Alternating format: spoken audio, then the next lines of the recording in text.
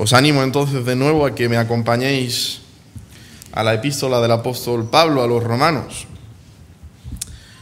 Y en esta mañana proseguimos nuestro estudio en el capítulo 5, del que recordáis que ya habíamos considerado en la primera sección, los versículos 1 al 11, los gloriosos beneficios de la justificación. Esos fueron los 5 primeros versículos del capítulo 5. Y en la última exposición estuvimos examinando esas sublimes evidencias del amor de Dios, versículos 6 al 11. Bueno, hasta aquí, en la epístola, en lo que llevamos de epístola, mejor dicho, Pablo ha analizado tanto la extensión universal del pecado humano como la culpa y la gloriosa suficiencia de la gracia justificadora de Dios en y a través de Cristo.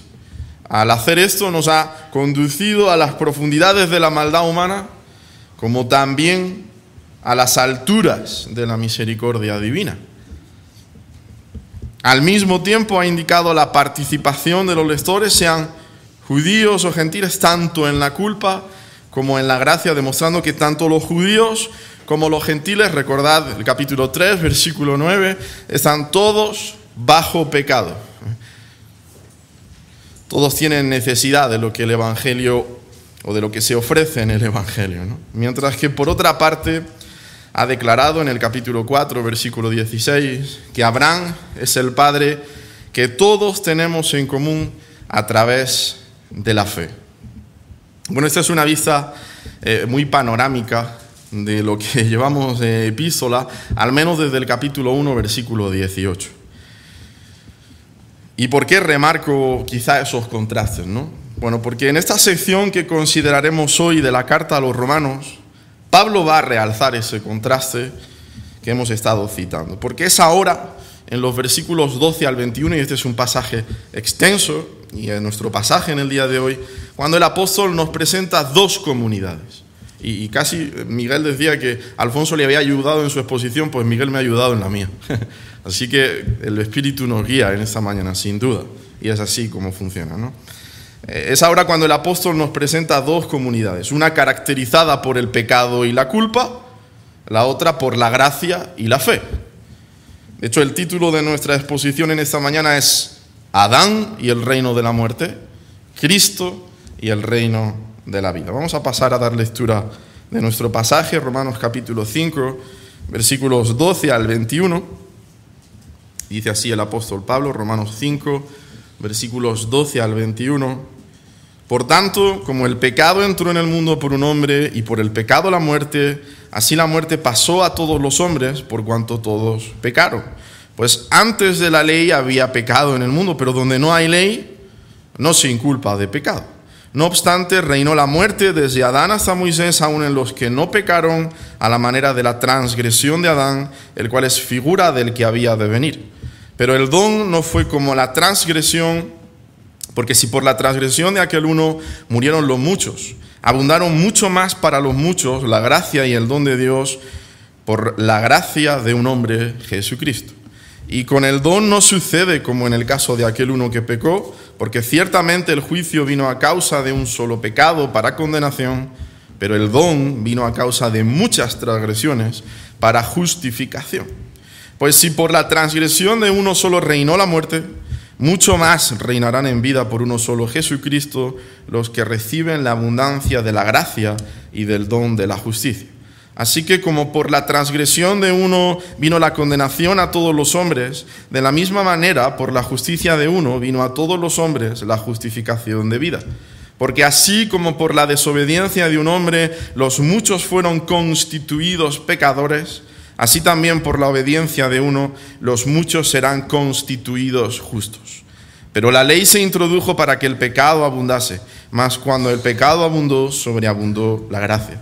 Para que así como el pecado reinó para muerte, así también la gracia reine por la justicia para vida eterna mediante Jesucristo, Señor nuestro. Que el Señor bendiga su palabra en esta mañana.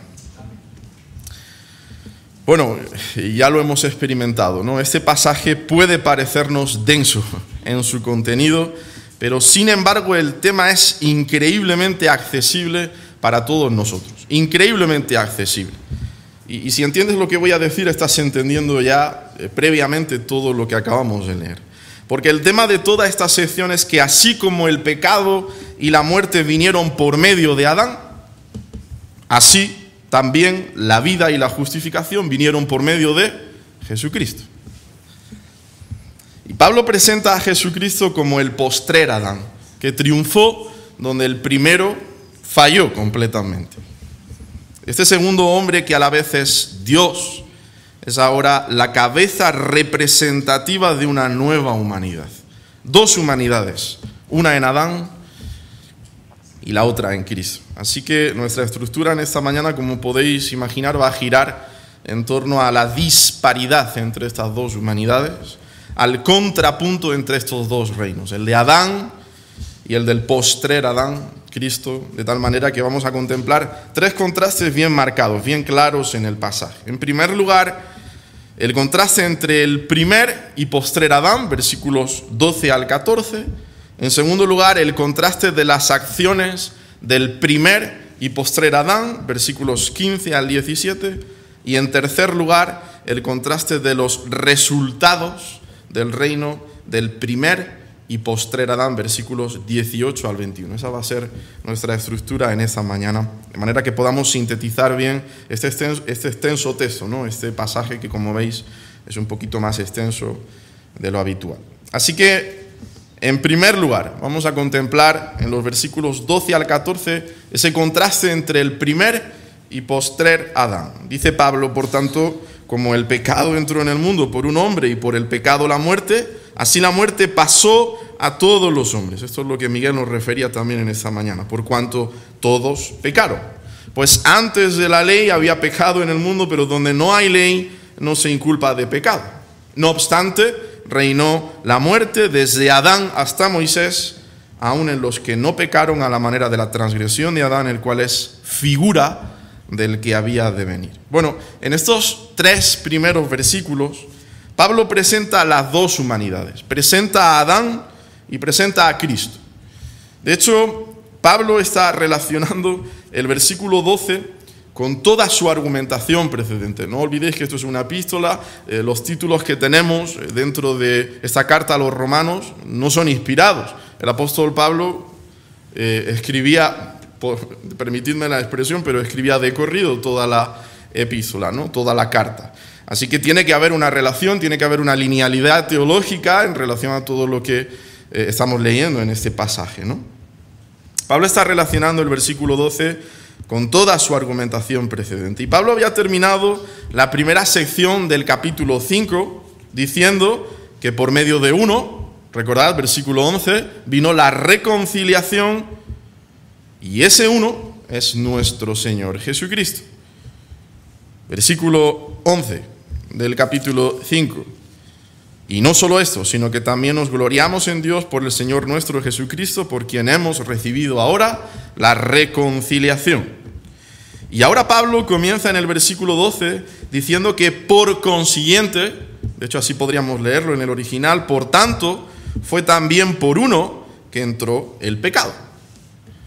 Y Pablo resume la historia de la degradación humana en tres pasos descendentes. Primer paso, el pecado entró en el mundo. Segundo paso, por causa del pecado entró la muerte. Y tercer paso, la muerte se extendió a todos los hombres. Esos son los tres pasos descendentes que nos expresa el apóstol Pablo con respecto al pecado, ¿no? Y fíjate que Pablo está presentando aquí el pecado como un invasor extranjero. El pecado entró. El pecado penetró en el mundo para corromper la buena creación de Dios. El pecado entró en el mundo y Pablo emplea una forma verbal determinada en el original, un aoristo indicativo para expresar con ese verbo entró lo que con nuestro castellano sería bastante difícil de expresar. De ahí la riqueza gramatical. La bendición está en la gramática, decía un querido hermano. porque este verbo señala hacia un punto específico en la historia del hombre y el tiempo que se emplea en ese verbo, ¿no? Una acción única que se llevó a cabo en el pasado. Señala hacia un punto específico en la historia del hombre. Y claro, es que el pecado hizo su entrada en este mundo, en la experiencia humana, a través de la acción de un hombre, es decir, Adán, Génesis capítulo 3, como se nos recordaba, en el contexto de la creación de Dios. Todo lo que Dios había hecho era bueno en gran manera, pero el pecado se introdujo en el mundo y el que abrió la puerta de par en par, permitidme la expresión, fue Adán, el que junto a Eva, fíjate, conformaba la creación más preciada de Dios en lo creado. Y sí, el pecado se originó con Satanás, pero entró en el mundo por la desobediencia de Adán. Bueno, Pablo, pero siendo rigurosos con el texto, en el verso 12 dice hombre, no Adán. Bueno, Pablo nos va a desvelar en el versículo 14 a quién apunta ese término, pero si somos además conscientes de lo que ocurrió en Génesis capítulo 3, este es el contexto general de nuestro pasaje, nos vamos a dar cuenta de por qué Pablo hace uso de este vocablo, hombre, anthropos, que de hecho se emplea en el griego para referirse en muchas ocasiones a la humanidad en general, pero Pablo aquí lo está utilizando para referirse exclusivamente a Adán, no a la humanidad y no a Eva. Y esto no es porque Pablo sea machista, esto es porque Pablo es bíblico. Acompañadme a Génesis capítulo 3 brevemente. Capítulo 3 de Génesis, versículos 8 y 9. En el Edén, tras haber tomado Eva del fruto del árbol de la ciencia, del bien y del mal, del que como Dios estableció, no debían comer. Y dice así, Génesis capítulo 3, versículo 8, y oyeron la voz de Jehová Dios que se paseaba en el huerto al aire del día, y el hombre y su mujer se escondieron de la presencia de Jehová Dios entre los árboles del huerto. Y antes de leer el versículo 9, te pregunto, ¿a quién pidió explicaciones el Dios omnisciente, que sabía perfectamente quién había tomado del fruto del árbol de la ciencia del bien y del mal? ¿A quién pidió explicaciones ese Dios que todo lo sabe en base a la desobediencia de Eva? ¿A quién le pidió explicaciones? Lee el versículo 9 ahora conmigo. Mas Jehová Dios llamó al hombre y dijo, ¿dónde estás tú? Y si dices, bueno, pero ese hombre está bien identificado, sabíamos, mira quién responde y además mira cómo se describen las dos personas en el versículo 7, el hombre y su mujer. Es decir, no queda en duda, ni en el hebreo ni en el griego koine. ¿Dónde estás tú? Y entonces Adán se excusó y dijo a Dios, oí tu voz en el huerto y tuve miedo porque estaba desnudo y me escondí. Y Dios le dijo, ¿quién te enseñó, Adán, que estabas desnudo? ¿Has comido del árbol del que yo te mandé no comieses? Y de nuevo se excusó ahora en su ayuda idónea, Eva, diciendo, la mujer que me diste por compañera me dio del árbol y yo comí. Claro, Adán no enfrenta su responsabilidad hacia Dios culpando a su ayuda idónea. Aunque este no es el punto principal de Pablo aquí, ni tampoco será el mío, en esta mañana, ya en Génesis capítulo 3, hermanos, contemplamos cómo el hombre es cabeza de la mujer, y cuando decimos esto y señalamos a Génesis capítulo 3, estamos hablando de que tenemos un motivo creacional enorme cuando afirmamos eso. Esto es un motivo creacional, que de hecho Pablo apuntará en el Nuevo Testamento y que se remonta siempre, como digo, a este tipo de textos que nos ayudan a hacer una correcta exégesis. Este es un motivo creacional. Adán era responsable de la obediencia a Dios en su unión con Eva. Tú has escuchado eso, porque ahí el Señor quizá tocaba mi corazón fuertemente durante el estudio de este pasaje, ¿no? Maridos, vosotros sois, y lo aplico a un servidor el primero, maridos, vosotros sois responsables de la obediencia a Dios en vuestro matrimonio, como matrimonio, como matrimonio. Eso es una responsabilidad enorme que no podemos descuidar, si no es imposible que nuestros matrimonios reflejen al matrimonio en mayúsculas, al de Cristo con su iglesia. Pero como digo, este no es el punto fundamental. El texto es una implicación subordinada que nos ayuda a comprender por qué Pablo habla de Adán y no habla de Eva. Y esto es porque Pablo es bíblico. Y eso es lo que queremos ser nosotros también en esta mañana.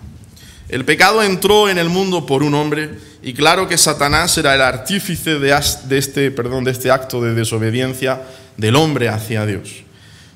El hombre había pecado contra Dios, fíjate, por causa de desobedecer a Dios, obedeciendo al primer ser pecador del universo, Satanás. Así el pecado entró en un mundo que no había sido creado para que el hombre, la creación más excelsa de Dios, conviviera con lo que más aborrece nuestro Dios, con el pecado. Y recuerda que el último peldaño de Pablo en su resumen de la historia de la degradación humana es que el efecto del pecado en el hombre es la muerte, y esta pasó a todos los hombres por cuanto todos pecaron. Ese primer acto de rebelión hace que toda la raza humana que desciende de Adán herede la culpa y la corrupción de éste. Eso es lo que teológicamente denominamos como pecado original, que por desgracia doctrinas falsas como el pelagianismo enseña y niega por completo, ¿no?, que el pecado de Adán se hubiese transmitido a su descendencia. Eso sería similar a negar este pasaje y por tanto la enseñanza bíblica que tenemos hoy delante. Así que lo que Pablo nos está diciendo en este texto no es únicamente que todos los seres humanos que vinieron después de Adán también pecaron y también se rebelaron contra Dios. De hecho, eso es verdad. Todos los hombres han pecado, todos personalmente se han rebelado contra Dios, pero ese no es el énfasis del apóstol en este pasaje. Lo que Pablo nos está enseñando en este pasaje es que todos nosotros pecamos en Adán. Todos nosotros pecamos en Adán. Y de nuevo, una observación gramatical. La bendición está en la gramática. Cuando Pablo refiere en el versículo 12 que todos pecaron, ¿qué es lo que quiere decir con esa frase? Bueno, el verbo pecaron en el texto original de nuevo se encuentra en un aoristo indicativo que señala una acción única que se llevó a cabo en el pasado. El pecado entró, todos pecaron en Adán. Todos pecaron en él. Lo que Pablo está diciendo en el texto es que en ese momento histórico en que Adán pecó, todos pecaron con él. Mira, hermano, y hago el mismo énfasis que hacía en la pasada exposición. Si no entendemos la doctrina del pecado original, no entenderemos el Evangelio. Si no entendemos que todos pecamos en Adán, que por naturaleza todos somos pecadores desde Adán, tampoco vamos a poder entender la obra de Cristo a nuestro favor, que es lo que realmente quiere explicar el apóstol Pablo aquí. Pablo no quiere disertar tan solo en cómo el pecado entró en el mundo, sino cómo entró la justicia de Dios en el mundo. Ese es el punto glorioso de Pablo en este pasaje.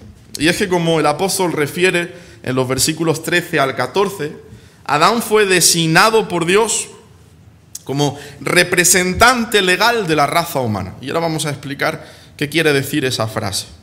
Pero tened en cuenta que eso va a cambiar por completo en Cristo, solo por gracia, solo por medio de la fe. El apóstol señala que antes de que Dios diera la ley en el monte Sinaí, el pecado ya estaba en el mundo. Sin embargo, el fracaso del hombre en cumplir los estándares de la ley, no se inculpa, no se tiene en cuenta contra los hombres, porque ellos vivieron durante un periodo en el que no había ley. Versículo 13. Pues antes de la ley había pecado en el mundo, pero donde no hay ley no se inculpa de pecado. No obstante, añade Pablo en el versículo 14, reinó la muerte desde Adán hasta Moisés, aun en los que no pecaron a la manera de la transgresión de Adán, el cual es figura del que había de venir. Reinó la muerte desde Adán hasta Moisés. Y Pablo nos explica de nuevo en el versículo 13 que esto no era debido a los actos pecaminosos de los hombres al transgredir una ley que no existe. Claro, ellos no contaban todavía con la ley mosaica. Y tiene que haber una ley para que yo pueda transgredir esa ley. Sino debido a su naturaleza pecadora, es por lo que reinó la muerte desde Adán hasta Moisés. Y me puedes decir, bueno, Pablo, ¿y qué pasa con la ley moral, con la ley de la conciencia de la que Pablo habla en Romanos capítulo 2? No te preocupes, que Pablo ata bien ese cabo. Y es verdad que la ley moral estaba escrita en los corazones de los hombres, la ley de la conciencia, y por eso fueron considerados culpables. Pero Pablo dice que ninguno de ellos, versículo 14, pecó con una transgresión semejante a la de Adán. Es decir, ninguno de ellos transgredió un mandamiento explícito como hizo Adán en el huerto del Edén, porque la ley no había venido. Y a pesar de eso, dice Pablo, todos murieron, no solo por violar sus propias conciencias cada vez que pecaban, y por tanto la ley que estaba escrita en sus corazones, como ya vimos en Romanos capítulo 2, sino primordialmente todos ellos murieron porque eran miembros de una raza que estaba condenada a muerte debido a la rebeldía de su primer representante. Dicho de otra manera, tú no eres pecador porque pecas. Pecas porque eres pecador. Tu naturaleza en ausencia de la ley de Dios era pecaminosa porque todos somos pecadores en Adán. Adán fue designado por Dios como representante legal de la raza humana, y como Adán pecó, todos pecamos en él. Y es ahora cuando Pablo, tras haber presentado a Adán y al reino de la muerte, presenta a Cristo y al reino de la vida. Hay una ínfima similitud entre Adán y Cristo, a quien la Biblia llama el segundo Adán, el postrer Adán, pero al mismo tiempo hay una diferencia abismal e irreconciliable entre los dos. Es a eso a lo que se refiere Pablo cuando al final del versículo 14 señala que Adán es figura, es un tipo, que es el vocablo original que se utiliza en el griego. Tipos, es un modelo, es un patrón del que había de venir, es decir, nuestro Señor Jesucristo. Adán fue un personaje histórico real.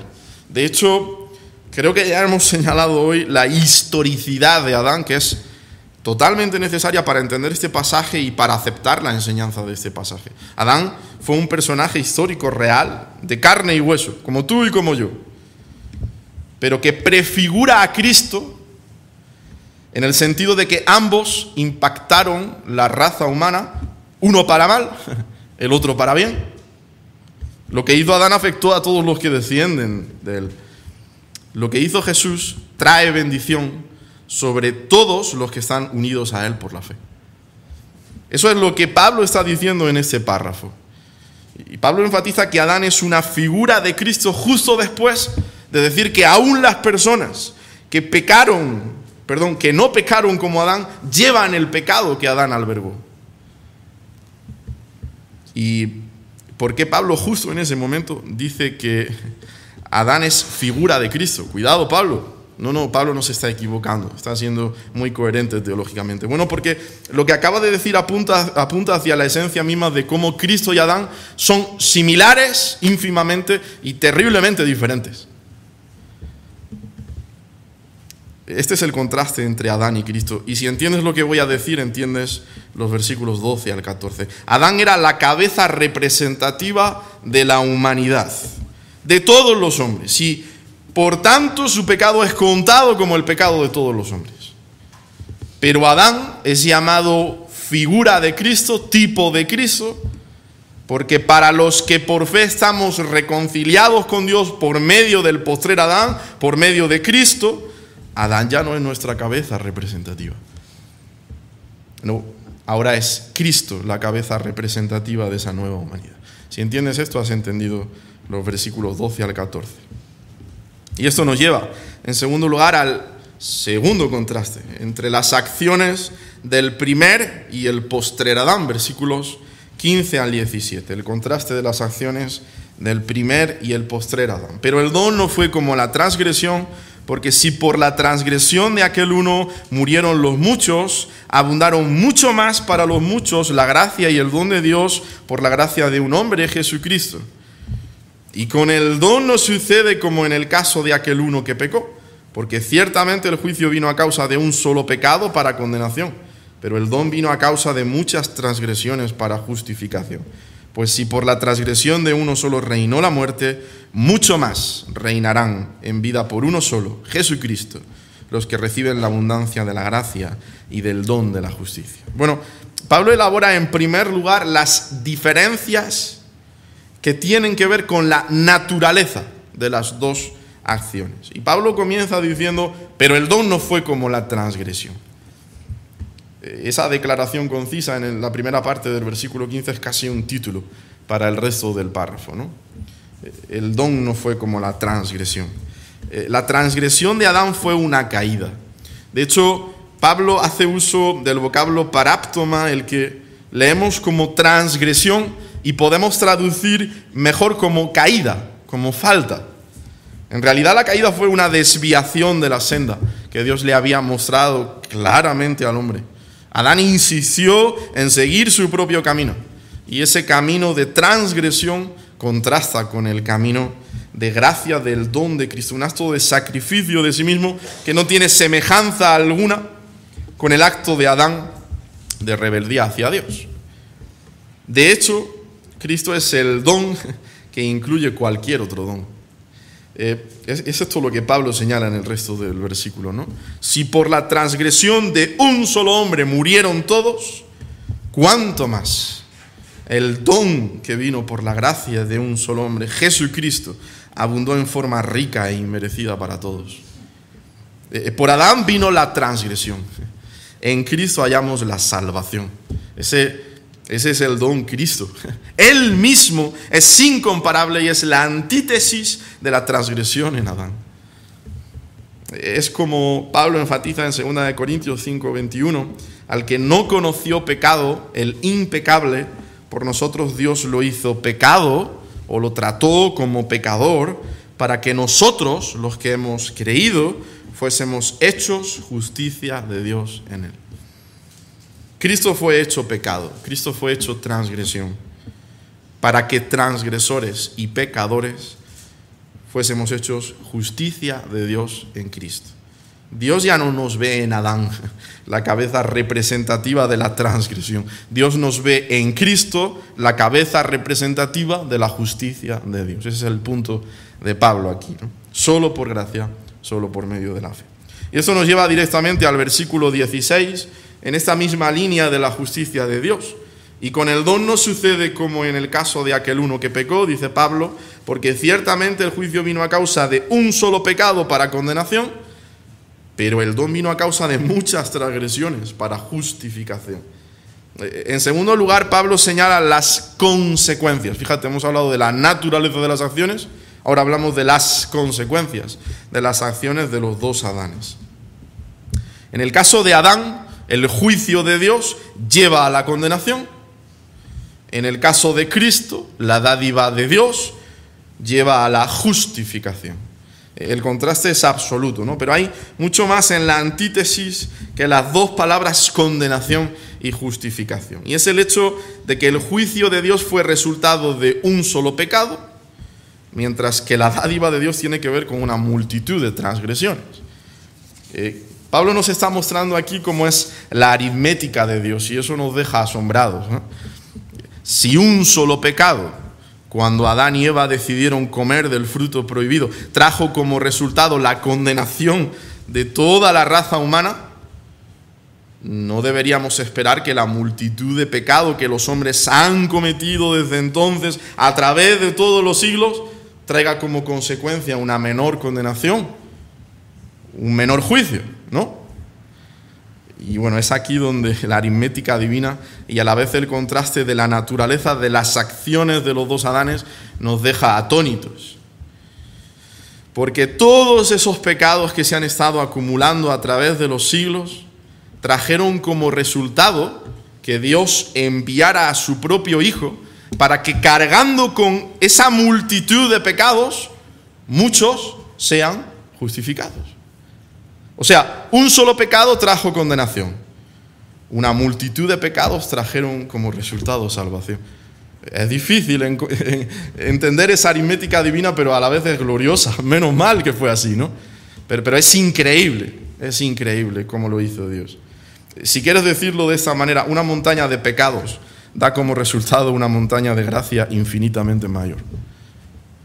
Y continúa diciendo Pablo en el versículo 17, pues si por la transgresión de uno solo reinó la muerte, mucho más reinarán en vida por uno solo, Jesucristo, los que reciben la abundancia de la gracia y del don de la justicia. Y finalmente Pablo enfatiza el efecto final. Hemos hablado de la naturaleza de las dos acciones, hemos hablado de las consecuencias de las acciones, y ahora Pablo enfatiza el efecto final que trae consigo las acciones de los dos Adanes.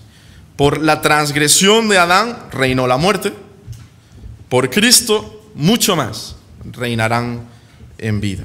No que reinará la vida, sino que nosotros, los cristianos, reinaremos en vida por medio de uno, Jesucristo. Por medio de la transgresión de Adán reinó la muerte, pero por medio de Cristo nosotros los creyentes reinaremos en vida. Y no se trata simplemente de que antes estábamos muertos y ahora estamos vivos. Es mucho más que eso. Los cristianos reinamos en vida porque ahora pertenecemos a un reino que venció a la muerte. Venció al pecado. Mis hermanos, la tumba no podrá retener a los que son de Cristo. No podrá retenerlos, no podrá. Nosotros reinaremos en vida. Y ahora nota lo que Pablo refiere. ¿Quiénes son los que reinarán? ¿Quiénes son los que reinarán? Porque no todos van a disfrutar de esa salvación, dice Pablo. Y el apóstol nos responde: los que reciben por medio de la fe la abundancia de la gracia y del don de la justicia. Solo ellos. Toda la raza humana es condenada en Adán, pero no toda la raza humana se salva en Cristo, hermano. No somos universalistas. No predicamos el universalismo. Solo los que aceptan por la fe el regalo de la salvación que Dios nos ofrece en el Evangelio reinarán en vida. Reinarán en vida. ¿Y qué es lo que Dios nos ofrece en el Evangelio? Pablo lo expresa aquí de una manera gloriosa. La abundancia de la gracia y del don de la justicia. El inmensurable regalo recibido al que no merecía absolutamente nada. Y el contar como nuestra la justicia y la obediencia de Jesús. ¡Qué regalo! ¡Qué regalo! Esto es un resultado glorioso de su reinado y además nos ayuda a introducir nuestro último contraste. En tercer lugar, el contraste de los resultados del reino del primer y el postrer Adán, versículos 18 al 21.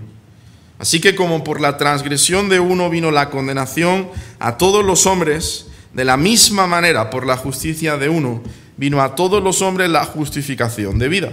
Porque así como por la desobediencia de un hombre los muchos fueron constituidos pecadores, así también por la obediencia de uno los muchos serán constituidos justos. Pero la ley se introdujo para que el pecado abundase, mas cuando el pecado abundó, sobreabundó la gracia, para que así como el pecado reinó para muerte, así también la gracia reine por la justicia, para vida eterna mediante Jesucristo, Señor nuestro.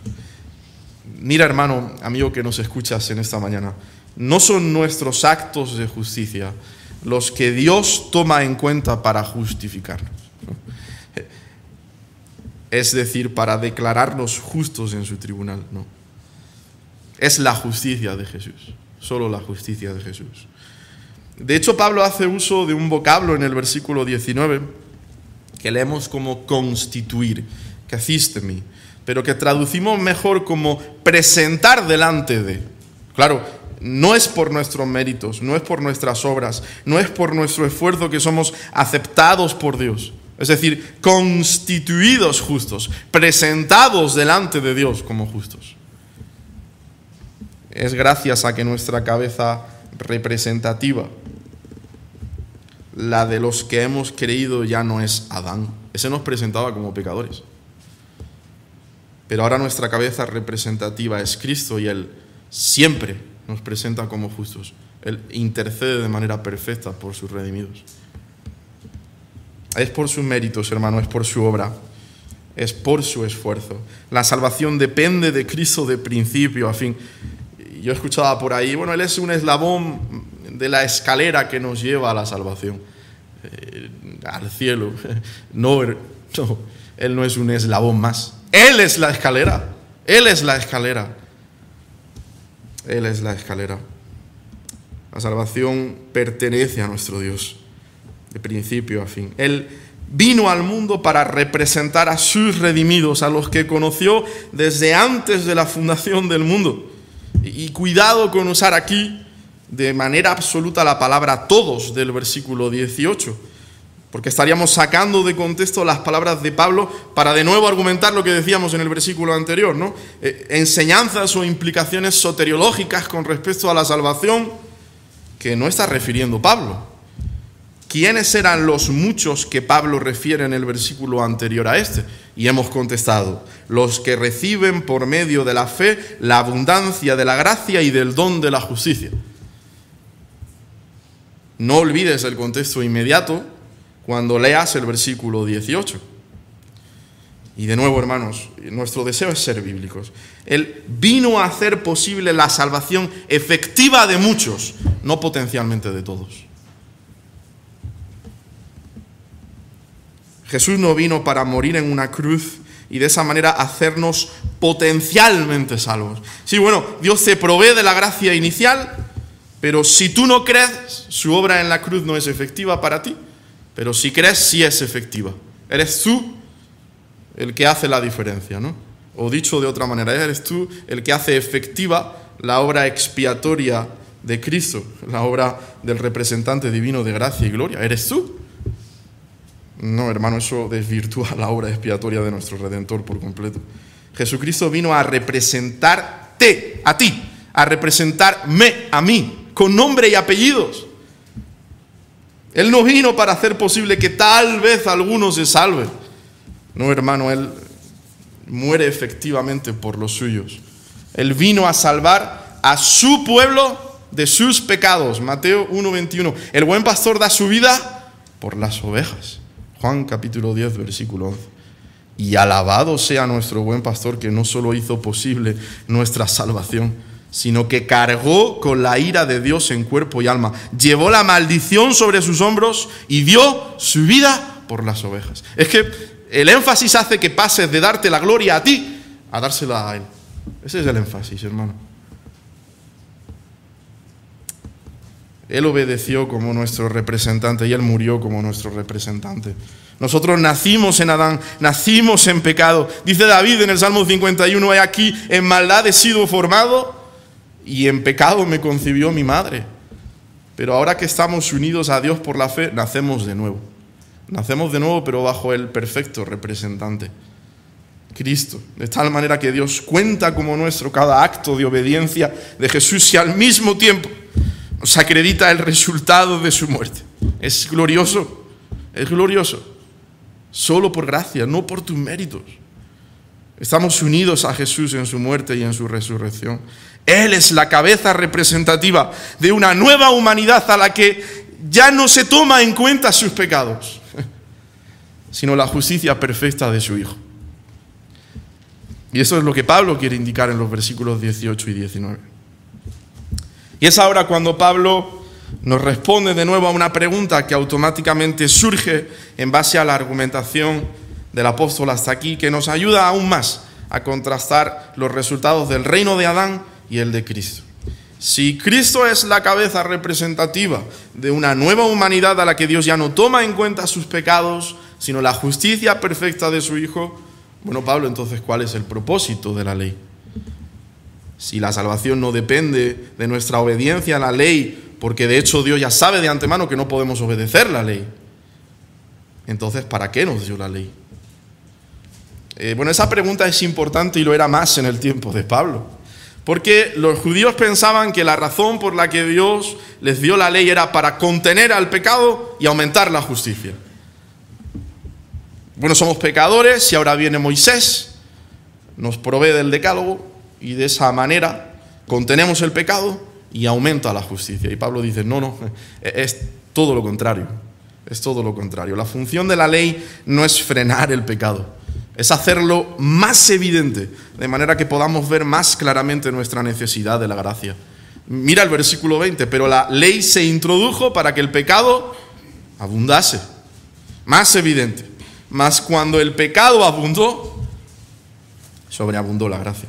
La ley se introdujo para que abundara la transgresión, pero donde el pecado abundó, también podríamos leerlo así, sobreabundó la gracia, para que así como el pecado reinó en la muerte, versículo 21, así también la gracia reine por medio de la justicia para vida eterna mediante Jesucristo, Señor nuestro.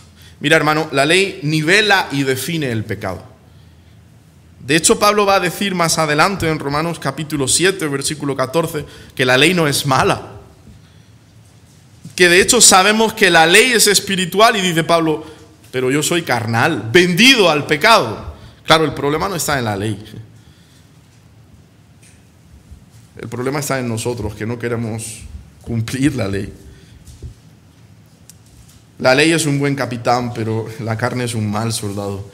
El problema no está en la ley, el problema está en nosotros que no cumplimos la ley. La ley no frena el pecado, sino que lo provoca. Tú quieres destruir un jardín precioso, ponle un letrero que diga, por favor, que no se pise el césped, que no se pise ese jardincito. Ya verás que poco va a durar. Tenemos un 120 en la autovía y las estadísticas dicen que más del 46% de los conductores en España circulan a más velocidad de la que está permitida. Menos mal que no está Salomón en el día de hoy porque me tiraría de las orejas, ¿no? Yo no me pongo como ejemplo, yo no lo hago perfecto ahí.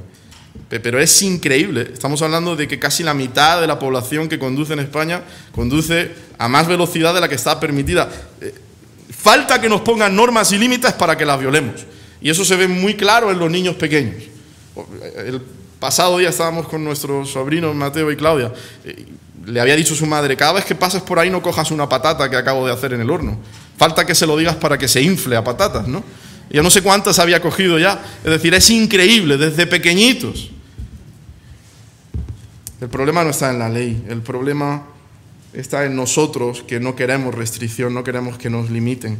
Pero cuando nos miramos en el espejo de la demanda de la ley y observamos nuestra incapacidad de obedecerla, podemos ver más claramente cuán horrible es nuestro pecado, cuán profunda es la necesidad de acogernos humildemente a la gracia de Dios en Cristo. Y tú sabes lo que va a ocurrir cuando tú vengas a Cristo en arrepentimiento y fe. Cuando tú dejes de tratar de salvarte por tus obras, confiando únicamente en la obra de justicia de Jesús. ¿Sabes lo que va a ocurrir? Que en vez de tomar el pecado con ligereza, vas a ser impulsado a obedecer la ley. No por temor, no por miedo, sino por gratitud. La ley nos muestra nuestra incapacidad para obedecer a Dios. Y nos lleva a Cristo. Dice el apóstol Pablo que la ley fue nuestro ayo para llevarnos a Cristo, fue nuestra institutriz. La ley nos muestra nuestra incapacidad para obedecer a Dios, llevándonos al que la cumplió de manera perfecta. Pero cuando estamos en Cristo, fíjate, ¿sabes lo que hace Él? Que nos lleva de vuelta a la ley para que la obedezcamos, pero ahora en Él. Pero ahora en Él. Él obedeció a Dios para que tú obedezcas hoy a Dios. Solo Él, en obediencia a Dios, podía efectuar la obra que te permitiera hoy obedecer a Dios. La ley nos hace conscientes de los resultados del reino del primer Adán, muerte e insuficiencia para salvarnos por nosotros mismos. Pero a la vez nos lleva a Cristo de manera que seamos conscientes de que solo Cristo es poderoso para que reinemos en vida. Ese es el contraste glorioso y final que el apóstol Pablo nos provee. Mis hermanos, en medio de un mundo que estaba sumido en tinieblas, en las tinieblas del pecado y de la muerte, Cristo introdujo su reino de gracia, de vida y de justicia, a pesar de la fuerte oposición del príncipe de las tinieblas, que quiere mantener a los hombres sujetos a la esclavitud del pecado. A pesar de las religiones falsas, a pesar de los gobiernos totalitarios que odian el cristianismo, es increíble como estamos viendo en este gobierno que impera hoy, que decisiones que son de total depravación están aprobándose en el día de hoy y que nos resultan totalmente antagónicas, contrarias a lo que Dios refleja en su palabra. Es increíble cómo Satanás lleva los hilos, ¿no?, totalmente de estas personas. A pesar de esos gobiernos totalitarios que odian el cristianismo, un día, hermano y amigo que nos escuchas, ¿sabes lo que va a pasar finalmente cuando Jesucristo vuelva? Que toda tiniebla será vencida y aplastada para siempre, y toda la tierra será llena de la gloria de Jehová, como las aguas cubren el mar. Dice Pablo a los tesalonicenses en su segunda epístola, capítulo 2, versículo 8, que con respecto a la parusía de nuestro Salvador, a la venida, que entonces se manifestará aquel inicuo, a quien el Señor matará con el espíritu de su boca y destruirá con el resplandor de su venida. Todo ese misterio de la iniquidad que se está cociendo bajo nuestros pies y desconocemos, toda esa agenda tenebrosa manejada por Satanás, un día será destruida. Y aquel inicuo, la personificación de toda la ilegalidad, será destruido por nuestro Señor. ¿Y sabes cómo? Con el espíritu de su boca. Ese mismo aliento con el que creó a Adán del polvo de la tierra y sopló en su nariz aliento de vida. Ese término aliento en Génesis 2:7, nismat en hebreo, que según la Septuaginta traducimos al griego como Noé, del que procede el vocablo pneuma. Ese espíritu de la boca de Dios del que está hablando Pablo. Y ahí veis la relación. Con el espíritu de su boca, con el mismo que creó al hombre, destruirá por completo el misterio de la iniquidad y con el resplandor de su venida. Adán fue creado del aliento de vida de Dios, pero su desobediencia y rebeldía a ese mismo Dios le llevó a la muerte. Él ha venido a ser cabeza representativa de una de las dos humanidades, la humanidad en Adán, la humanidad en pecado. Ahí estábamos nosotros, hermanos, bajo esa cabeza representativa. No lo olvides.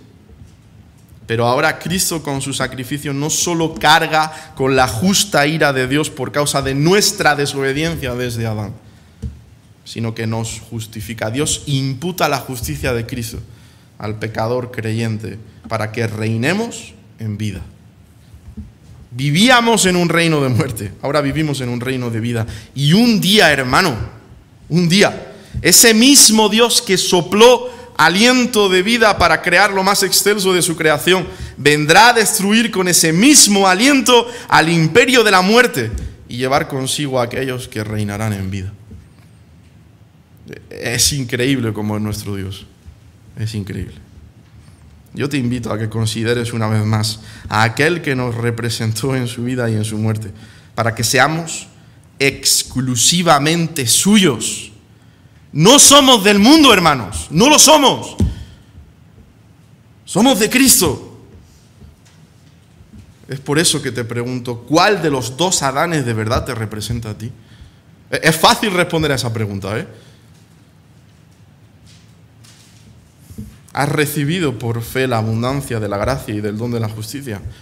¿O sigues confiando en tu propia decencia, en tus propios méritos y en tu propio esfuerzo para ser aceptado delante de Dios? ¿Es el pecado un problema para ti o, bueno, más bien estás luchando contra Dios porque sus mandamientos son una molestia y un estorbo para ti? Bueno, porque si es así, es mi deber decirte que Cristo aún no es tu representante. No lo es, no lo es. Recuerda, mi amigo, que fue por la obediencia de uno, nuestro Señor Jesucristo, que los muchos serán constituidos justos. No es por tus obras, es por la suya. Así que ampárate por la fe en ese bendito Salvador, en el postrer Adán, mientras las puertas de salvación permanecen abiertas para ti. Todavía es día aceptable, todavía. Es por la fe en Jesucristo que Dios nos perdona y nos acepta como hijos. Es únicamente por medio de la fe en ese postrer Adán. Así que ven a Él y ven ahora. A Él sea la gloria en esta mañana.